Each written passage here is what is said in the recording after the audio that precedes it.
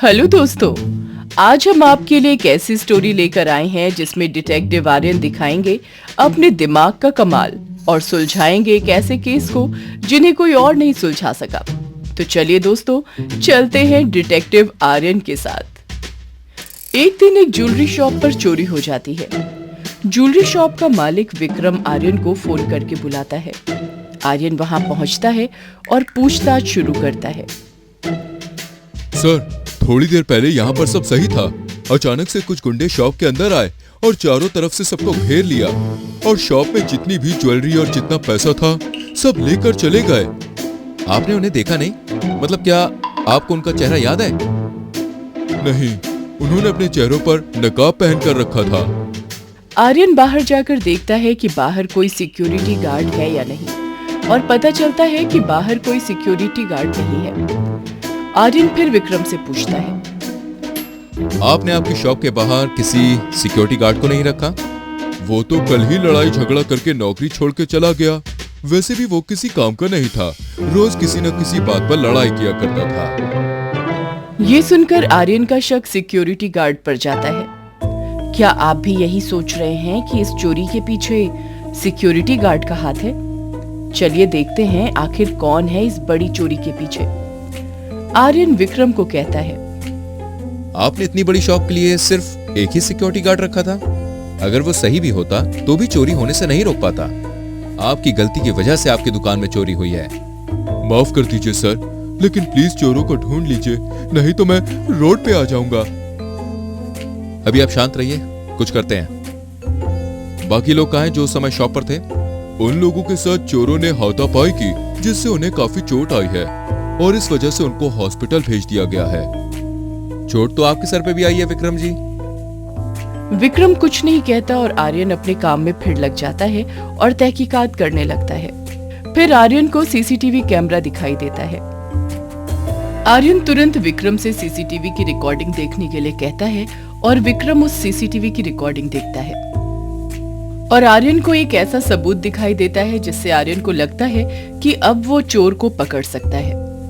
चोर उस समय किसी को फोन कर रहा होता है। आर्यन रिकॉर्डिंग को बहुत ही गौर से देखता है और समझ जाता है कि चोर ने कौन सा नंबर डायल किया। लेकिन आर्यन ये कैसे समझ जाता है कि वो नंबर कौन सा है? क्या आप रिकॉर्डिंग देखकर बता सकते हैं? आर्यन रिकॉर्डिंग को बहुत धीरे देखता है और चोर की उंगलियों को ध्यान से देखता है कि उसकी उंगलियां कौन कौन से नंबर डायल कर रही हैं, और आर्यन समझ जाता है कि नंबर कौन सा है। अब आर्यन उस नंबर के बारे में पता करता है और उस व्यक्ति के पास पहुंच जाता है जिसका वो नंबर था। वो व्यक्ति आर्यन को देखकर घबरा जाता है और भागने की कोशिश करता है, लेकिन आर्यन उस आदमी को पकड़ लेता है। चोरी करता है और भागता है, रोक। नहीं साहब, मैं चोर नहीं हूँ, मैं ड्राइवर हूँ साहब। मैं तो लोगों को एक जगह से दूसरी जगह छोड़ने का काम करता हूँ। वो तो समझ गया कि तू चोरों को छोड़ता है या लोगों को। मुझे कुछ नहीं पता साहब। तो उस चोर को तूने विक्रम की ज्वेलरी शॉप से अपनी कार में बैठाया और छोड़ा, क्यों? सर, वो एक लड़की थी और उसने मुझे 4 गुना ज्यादा पैसे दिए थे। लड़की? हाँ साहब, उसने अपना नकाब उतारा तब मुझे पता चला। क्या तुम उसका हुलिया बता सकते हो? हाँ साहब। अब आर्यन किशोर के बताए अनुसार एक स्केच तैयार करवाता है और किशोर को दिखाता है। हाँ साहब, यही लड़की थी।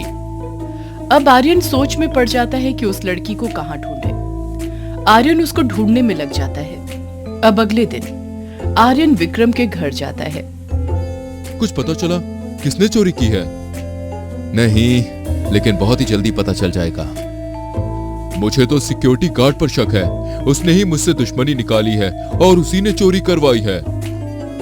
कुछ कह नहीं सकते, लेकिन बहुत ही जल्दी चोर आपके सामने होगा। इतना कहकर आर्यन वहां से चला जाता है और विक्रम की दुकान पर और भी एम्प्लॉय से पूछताछ करने विक्रम दुकान पर जाता है और वहां जाकर आर्यन के होश उड़ जाते हैं।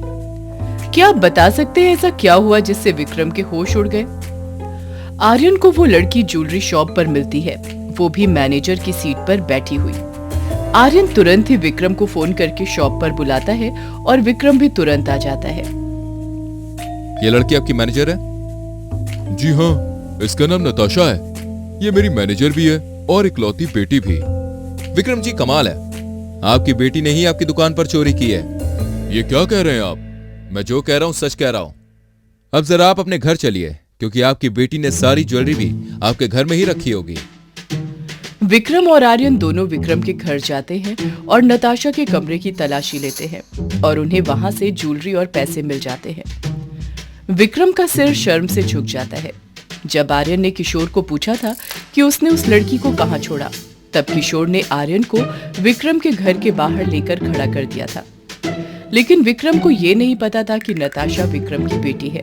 अब आर्यन नताशा को पुलिस के हवाले कर देता है और जिन लोगों ने नताशा का साथ दिया था उन्हें भी पुलिस के हवाले कर देता है।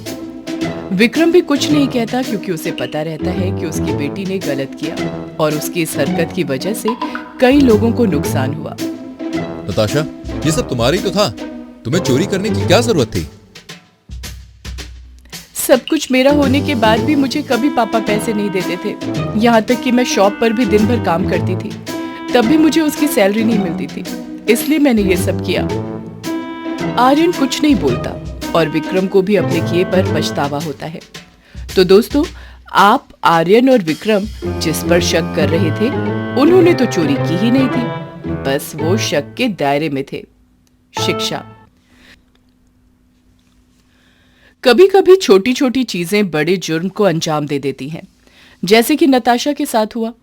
यहाँ माता पिता को अपने बच्चों को समझना बहुत जरूरी है और उन्हें समय समय पर समझाना भी, जिससे कि बच्चे ऐसी गलती ना करें।